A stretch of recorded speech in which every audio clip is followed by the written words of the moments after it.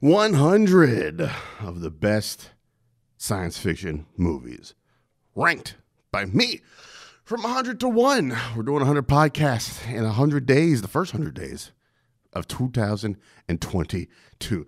We're keeping this train on rolling, people. Yesterday we talked about Event Horizon. Fuck all that.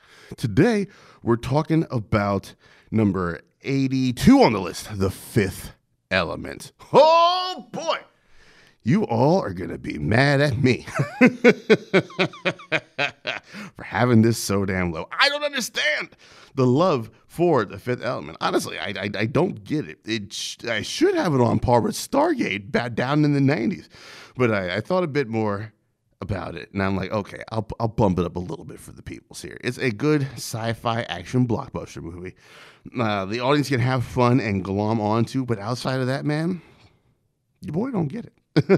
I just straight up don't get it. Let's talk about the synopsis of The Fifth Element here. If I can bring that bad boy up. And directed by Luc Besson, that French fuck out there doing his thing.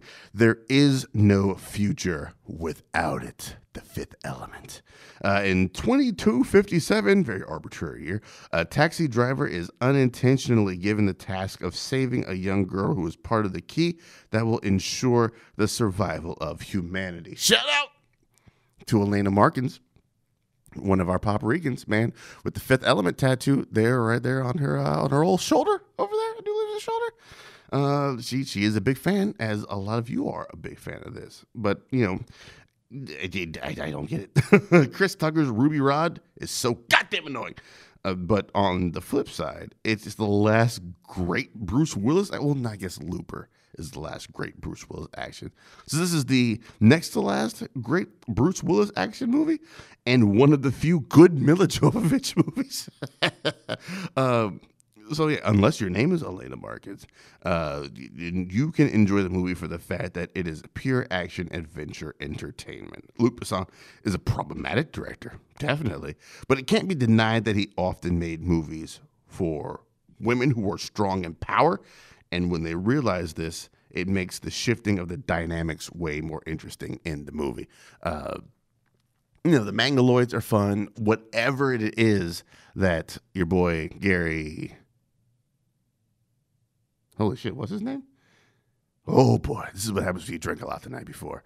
Wow, I just completely blanked on my man's name. Gary Oldman, there we go. Whew. Had to pull that one out. Whatever it is that Gary Oldman's doing, he's just chewing the scenery. Ian Holm, dope. Luke Perry up in there as well. Tiny Lister, aka Debo Coming, is all throughout this as well. It's got its quirks. It's an okay movie. This is the best way I can give it to you. Visually, it's interesting. Like, he makes his 2257 or whatever year that is. He makes it look believable. I mean, I think it's supposed to be New York. I think Bruce Willis is a New York cab driver. It looks like a natural extension of what New York could look like down the road. The set design in this movie, I think, is one of the set design, costume design, two of the strongest things that this movie has going for it. So yeah, it's a fun movie. We all know The Fifth Element. I'm not going to harp on it too long. So number 82 on our list. We'll be back in 24 hours, man, talking about some more shit. Until then, you all take it easy and have a good one.